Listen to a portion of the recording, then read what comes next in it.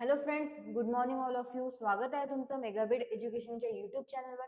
तर आज आपण बघूया नवीन वर्ड्स, त्याचे सिनोनिम्स आणि अँटोनिम्स. तर फर्स्ट वर्ड बघूया आपण, तो आहे डायट्रिब. डायट्रिबचं मीनिंग काय आहे? तर त्याचं मीनिंग आहे a long angry speech or scolding. Okay, bitter and abusive speech or piece of writing. म्हणजेच एक टीका करत, कडवट टीका किंवा रागाने केलेला एक शाब्दिक हल्ला जो असतो, तर त्याला म्हणत असते डायट्रिब. रागामध्ये कोणी पण काही पण बोलून जात असते, तर तो एक शाब्दिक हल्ला असतो, तर त्याला डायट्रिब म्हणत असतात. ओके, म्हणजेच कडवट टीका किंवा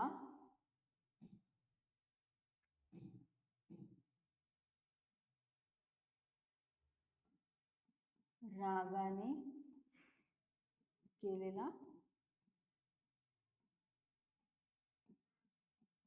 शाब्दिक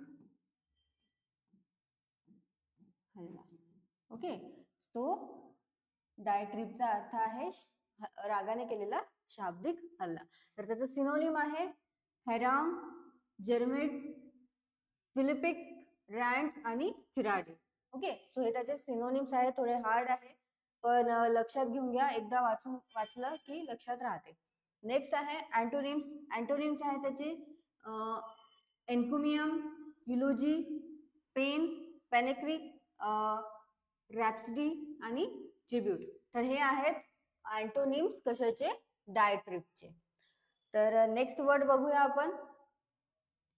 नेक्स्ट वर्ड काय आहे? तर नेक्स्ट वर्ड आहे डिस्रप्टिव्ह. डिस्रप्टिव्हचं मीनिंग आहे causing or tending to cause disruptions. म्हणजे उधळून लावणारा, उधळून टाकणारा. तर त्याचा अर्थ काय आहे? डिस्रप्टिव्ह. त्याचं सिनोनिम आहे इनोव्हेटिव्ह, इन्व्हेंटिव्ह, इंग्नियस आणि ओरिजिनल. तर हा आहे उधळून लावणारा, असा याचा मराठीमध्ये अर्थ आहे डिस्रप्टिव्हचा. तर त्याचं मीनिंग आहे causing or tending to cause disruption. त्याचे सिनोनिम्स बघितले आपण. त्याचा इनोव्हेशन, इन्व्हेंटिव्ह, ओरिजिनल. अँटोनिम्स काय आहे? अनइमॅजिनेटिव्ह, कन्झर्वेटिव्ह आणि पेडॅन्टिक. हे आहेत डिस्रप्टिव्हचे सिनोनिम्स आणि अँटोनिम्स सोबत मीनिंग्स. नेक्स्ट बघूया. तर याचा आपण मराठीमध्ये बघून घेऊया काय आहे. उधळून टाकणारा. ओके, नेक्स्ट बघूया वर्ड. सो नेक्स्ट वर्ड आहे फ्लेजलिंग. फ्लेजलिंगचं मीनिंग आहे a person or organisation that is immature. म्हणजे ते इमॅच्युअर आहे, आताच स्टार्ट झालेली आहे, नवीन आहे. इन एक्सपिरियन्स आहे, एक्सपिरियन्स पण नाही आहे. ऑर अंडर डेव्हलपमेंट, म्हणजे त्याचं डेव्हलपमेंट सध्या चालू आहे, अंडर डेव्हलपमेंट आहे. तर त्याचं काय आहे? हे फ्लेजलिंगचं मीनिंग आहे a person or organisation that is immature, in experience or under development. म्हणजेच मराठीमध्ये काय होत असते? एखादी संस्था आहे, एखादा पर्सन आहे जो काय आहे? अनअनुभवी आहे. ओके, अननुभवी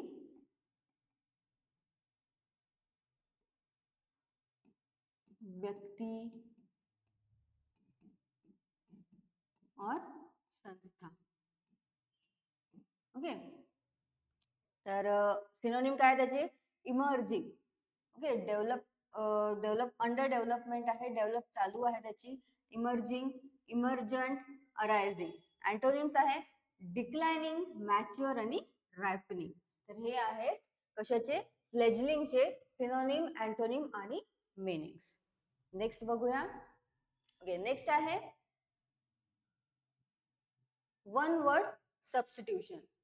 सो आता बेल. बेल हा काय आहे? कशाचा सबस्टिट्यूशन आहे? सो एक सेंटेन्स आहे a large bundle bound for storage or transport. तर एक लार्ज बंडल आहे ज्याला बाउंड केलेला आहे, बांधून ठेवलेला आहे फॉर स्टोरेज करता और ट्रान्सपोर्ट करता.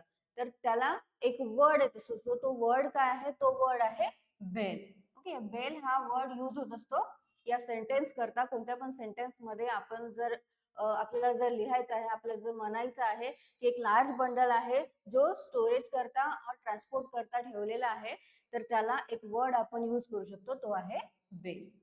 नेक्स्ट बघूया. सो नेक्स्ट काय आहे, an exclusive circle of people with a common purpose. तर एका कॉमन पर्पज करता एक स्मॉल ग्रुप जो आहे तो बनलेला आहे किंवा तो एकत्रित झालेला आहे, एक सर्कल ऑफ पीपल. तर त्याला एक वर्ड आपण यूज करू शकतो, तर तो एक वर्ड आहे, तो आहे क्लिक. ओके, क्लिक हा वर्ड आपण यूज करू शकतो सेंटेन्सच्या ऐवजी, जिथे आपल्याला म्हणायचं आहे, लिहायचं आहे की एक सर्कल आहे, ग्रुप ऑफ पीपल आहे जे एकत्रित झालेले आहे एका पर्पज करता. ओके, क्लिक हा वर्ड तिथे आपण यूज करू शकतो. नेक्स्ट बघूया आता इडम्स अँड फ्रेजेस. तो काय आहे इडम्स अँड फ्रेजेस आजचे, तर फर्स्ट आहे तो आहे बाईट बिटवीन युअर टीथ. तर काय होतो याचा अर्थ, तर याचा अर्थ आहे इफ यू टेक और have the bit between your teeth, म्हणजे यू टेक और have control of a situation.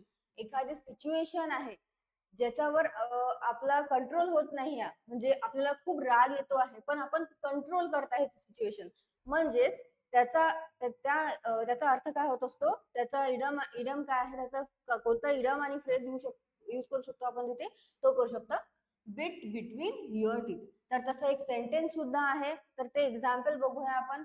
Once Sophie gets the bit between her teeth, she is the best student in my class. म्हणजे एक Sophie आहे त्या क्लासमध्ये, ती हुशार आहे पण ती थोडीशी अग्रेसिव्ह आहे किंवा तिला राग येतो आहे, पण जर ती बिट बिटवीन हर टीथ, तिने जर तिचं बाईट बिटवीन हर टीथ केलेलं, तर ती काय होईल, तिच्या क्लास मधली ती बेस्ट स्टुडंट ठरेल. ओके, सो हे आहे त्याचा अर्थ. नेक्स्ट आहे बिगर फिश टू फ्राय. तर बिगर फिश टू फ्रायचा अर्थ काय आहे, तर त्याचा अर्थ आहे if you aren't interested in something.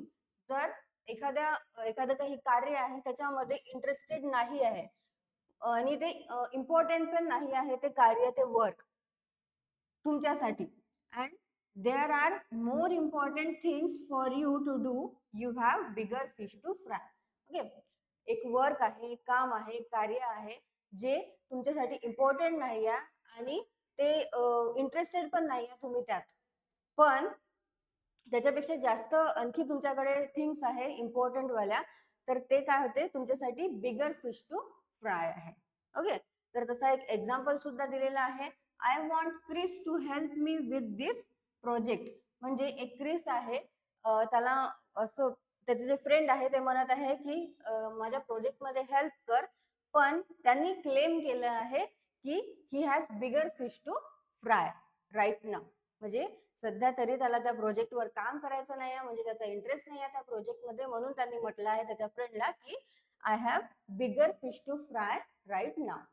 So आज आपण बघितलेले 3 वर्ड्स वोकॅब्युलरीचे जे होते डायट्रेप, डिसरप्टिव्ह आणि फ्लेजलिंग. 2 आपण वन वर्ड सबस्टिट्यूशन सुद्धा बघितलेले आहे आणि 2 आपण इडम्स अँड फ्रेजेस बघितलेले आहे. सो तुम्हाला हा सेशन आवडला असेल, हा व्हिडिओ आवडला असेल तर तुम्ही लाईक आणि शेअर करा, सोबतच आमच्या चॅनलला सबस्क्राईब करा. थँक्यू.